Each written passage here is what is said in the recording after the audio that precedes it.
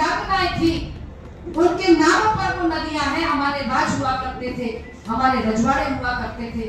हम सोने और चांदी के बर्तनों में खाना खाने वाला कौन था?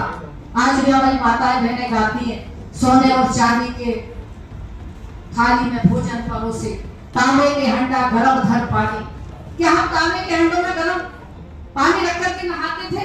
क्या हम सोने और चांदी के बर्तनों में खाना खाने वाला समाज था?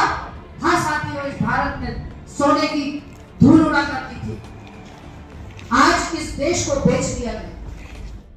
मैं यही संदेश देना चाहता हूं कि महात्मा ज्योतिबा फुले ने इस समाज को, जो पिछड़ा समाज था, उसको एक चेतना जगाई थी कि वो कुरीतियों के खिलाफ, उन ब्राह्मणवादी कुरीतियों के खिलाफ खड़ा हो, जिसके कारण कि पूरा समाज गुलामी की स्थिति में था उस जमाने में। उसके खिलाफ उन्होंने उसको खड़ा किया था। और आज भी हालात में बहुत ज्यादा परिवर्तन नहीं आया है, अभी भी हालात वैसे ही है। तो आज 200 साल के बाद फिर ये आवश्यकता है कि एक बार इस प्रकार की चेतना जागे और उन कुरीतियों के खिलाफ, अशिक्षा के खिलाफ, महिलाओं, बच्चों, शूद्रों, दलितों के खिलाफ जो अत्याचार हो रहा है, जो उनके साथ अन्याय हो रहा है, उसके खिलाफ समाज खड़ा हो एकजुट होकर के और उन ताकतों का विरोध करे जो ताकतें इसके लिए जिम्मेदार है। दर्शकों को शूद्र शब्द जो प्रचलित रहा है उसको आज आपने परिभाषित किया है।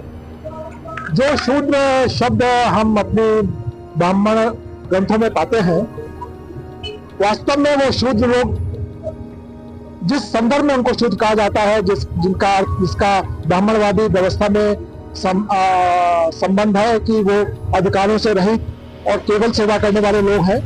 हकीकत यह है कि ये शूद्र ही है जो इस समाज में, इस भारतीय समाज में उत्पादक थे। मतलब आधुनिक युग में देखा जाए तो वो उद्योगकर्ता थे, इंजीनियर्स थे, टेक्नीशियंस थे। उनके ही श्रम पे, उनके ज्ञान पे, उनके विवेक पे ये हिंदुस्तान एक क्या कहना चाहिए, सोने की चिड़िया कहलाता था। ब्राह्मणवादी व्यवस्था ने उन लोगों को शूद्र कह के उनकी निम्न स्थिति सामाजिक व्यवस्था में की और उन्होंने ऐसे लोगों को आगे बढ़ाया जिनको हम कहते हैं अनप्रोडक्टिव, नॉन प्रोडक्टिव जो सोसाइटीज थी।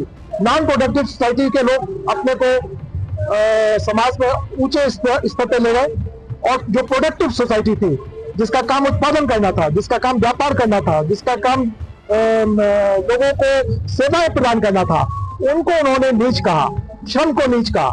और श्रम को नीच कहना, उत्पादक लोगों को नीच कहना, जो जिनके पास तकनीकी थी उनको नीच कहना ही इस समाज की, भारतीय समाज की सबसे बड़ी विडंबना है। और यही एक कारण था कि इस भारतीय समाज पिछड़ता चला गया और हम पश्चिम से बहुत पिछड़ गए। अगर आज हमें आधुनिक युग में आगे बढ़ना है, हमको दिखाना है कि हम यूरोप के बराबर है, हम अमेरिका और चाइना से आगे निकलना चाहते हैं, तो हमको इस उत्पादक समाज की कम से कम सामाजिक, आर्थिक और राजनीतिक रूप से इज्जत करनी चाहिए, इनको मौका देना चाहिए और इनके लिए बेहतर समाज इनके लिए पैदा करना चाहिए ताकि ये लोग आगे बढ़ सके और न केवल अपनी उन्नति कर सके बल्कि देश को फिर से सोने की चिड़िया बना सके। सोने की चिड़िया बनाने के लिए सबसे पहले तो हम कुरीतियों को बहुत आपने मिटाने की कोशिश की। एक कुरीति आप ब्राह्मण समाज को भी समझते हैं कि ब्राह्मण समाज ने सारी लोगों को बांटा है, तो क्यों ना ये सारी पुरानी बातों को भूलकर एक नई तरीके से नई शुरुआत की जाए और सब देशवासियों को हमारा अपना बनाया जाए। देखिए, इस संदर्भ में मैंने जो अपनी पुस्तक लिखी है जिसके टाइटल है सम्यक सभ्यता की यात्रा, उसके पीछे लिखने का उद्देश्य यही था कि हमारे पास एक वैचारिकता थी, हमारे पास एक ऐसी बौद्धिक चेतना थी जिसको हम बुद्ध चेतना कहते हैं, जिसको हम सम्यक चेतना कहते हैं। वो सम्यक चेतना को वापस लाने की आवश्यकता है, फिर से हिंदुस्तान में उसको प्रतिष्ठित करने की आवश्यकता है, जो इस हिंदुस्तान से बाहर निकाल दिया गया। आज वो आपके साउथ ईस्ट एशिया में, चाहे चाइना हो, कंबोडिया हो, नेपाल हो और ताइवान हो, इन सब में फैली हुई जो चेतना है, बौद्ध चेतना, अगर वो बौद्ध चेतना वापस हिंदुस्तान आती है और वो यहाँ सशक्त होती है, उसको मौका मिलता है और उसको बहुसंख्यक अपनाते हैं, तो ये देश फिर से उन्नति के रास्ते पे निकल जाएगा। ये मेरा विश्वास है। आप प्रशासनिक सेवा में रहे हैं, क्या आपने इन सब यातनाओं को या इन सब प्रभावशाली चीजों को देखा है और इससे आप किस प्रकार से प्रभावित रहे? देखिए, मैं ये मानता हूँ कि जब आप एक ऐसी व्यवस्था में हैं जिसमें कि बहुसंख्यक लोगों की आवाज नहीं है, तो उसका एक नतीजा यह होता है कि आप अपनी प्रतिभा से, अपने मेहनत से, अपनी ईमानदारी से कोशिश करते हैं कि हम बेहतर से बेहतर करें, लेकिन उसके लिए आपको अवसर की, मौके की आवश्यकता होती है। और शासकीय तंत्र में भी यही होता है कि आपको महत्वपूर्ण पद नहीं दिए जाते हैं, आपको जिम्मेदारी नहीं दी जाती है, क्योंकि आप एक स्ट्रक्चर में होते हैं, ढांचे में काम कर रहे होते हैं, और यदि वहां पे आप अराजक रूप से कोई काम नहीं कर सकते जब तक कि आपको मौका न दिया जाए। तो ये बात तो पिछड़े और दलित ऑफिसर्स के साथ है कि जब वो लोगों को मौका, जिस योग में होते हैं उस योग उनको मौका नहीं दिया जाता है, और कम योग्य लोग वो होते हैं जो ईमानदार नहीं होते हैं, जो उसके योग नहीं होते हैं, और अगर वो दूसरे समाज से आते हैं तो उनको ये व्यवस्था उनको मौका देती है। ये व्यवस्था की विडंबना है।